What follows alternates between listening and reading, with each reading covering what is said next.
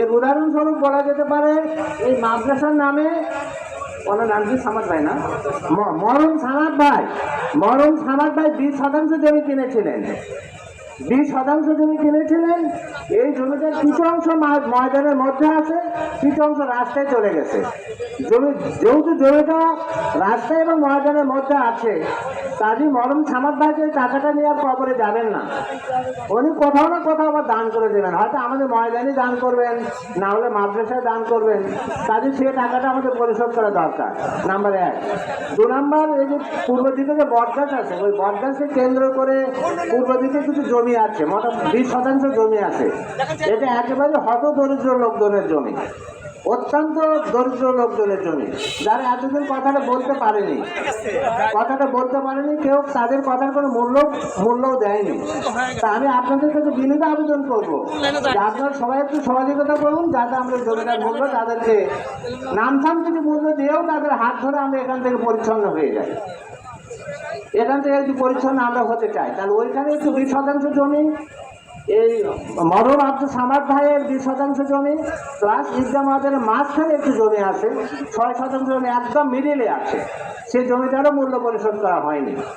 সেই জমিগুলোর মূল্য আপনারা যদি এমন কেউ থেকে থাকেন যে আমি 1% জমির মূল্য দেব, 2% জমির মূল্য দেব, কেউ যদি 3% জমির মূল্য দেবেন, যে যা দেবেন সেটাই আল্লাহর দরবারে কবুল হয়ে যাবে ভাই, ওটাই আল্লাহ দরবারে কবুল হয়ে যাবে। 2 দিন পরে মরে গেলে একদম ফাঁকা হাতে আমরা চলে যাবো, ওটাই থাকবে।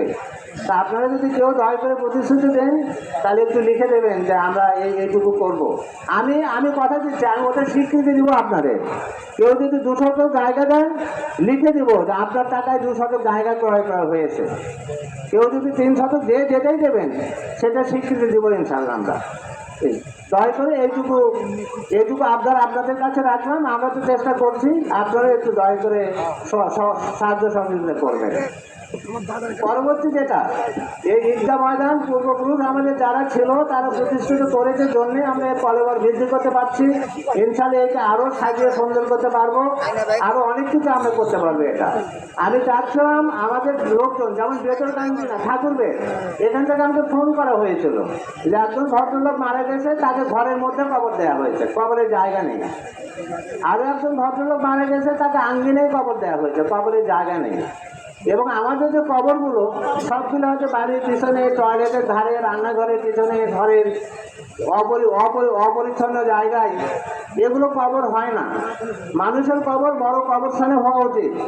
আমরা যদি কোনো এই যে আজকে ঈদগাহ ময়দান হচ্ছে, আমরা যদি নামাজ শেষে ভাই পাগলার মাজারে যাই, তাহলে প্রত্যেকের চোখে পানি পড়বে, প্রত্যেকের চোখে পানি পড়তে বাধ্য হবে। ওখানে কি হচ্ছে, প্রত্যেকের বাবার জন্য, মার জন্য, আত্মীয় সমাজের জন্য এমনভাবে কান্নাকাটি করছে যে আমার মনে হয় আল্লাহ সে কান্নাকাটিগুলো কবুল করবেন।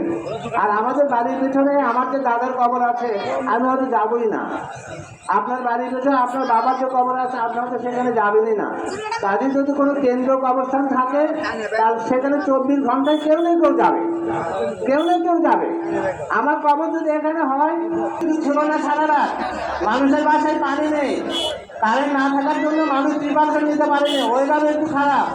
আপনারা যদি একটু অনুমতি দেন, তো আমরা একটু সময় বর্ধিত করতে চাই, যদি একটু অনুমতি দেন আপনারা, যদি একটু অনুমতি দেন। আমাদের 9টা ছিল, সেটা অনেক মানুষ আসতেছে, সময়টা যদি আমরা 10টা করি, তাহলে আপনাদের কোনো আপত্তি আছে? এটা আমাদের ময়দান ভাই, এটা যত সময় বসে থাকবো ততটাই আল্লাহর রহমতের নিচে বসে আছে। কয়টা করবো?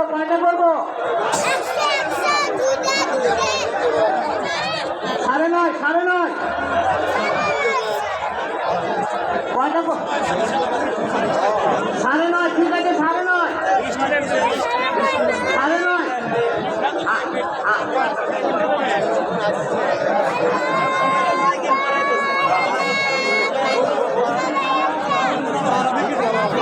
আচ্ছা, এই বিষয়ে আপনার মতামত নিয়ে শ্রদ্ধেয় ইমাম সাহেব সিদ্ধান্ত দেবেন কয়টায় হবে। আমরা ইনশাল্লাহ আলোচনার নিচে বসে আছি, ইমাম সাহেব সিদ্ধান্ত দেবেন কয়টায় হবে। ইমাম সাহেব দেবেন সিদ্ধান্ত, ইমাম সাহেবের সিদ্ধান্ত আমরা সবাই মেনে নিব। তাহলে যারা আমাদের উপস্থাপিত বাবু স্যার একটু সহায়তা করতে চান?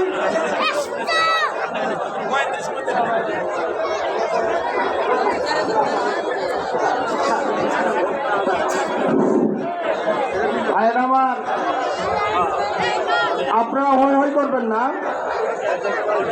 অনেক মানুষ আপনারা এখানে উপস্থিত হয়েছেন, হই হই করবেন না।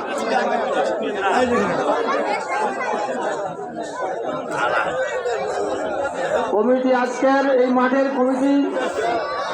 কমিটি বৃন্দের পক্ষ থেকে কিছু সময় এক্সটেনশন করার কথা বলা হয়েছে। আমি আপনাদের কাছে বিনীত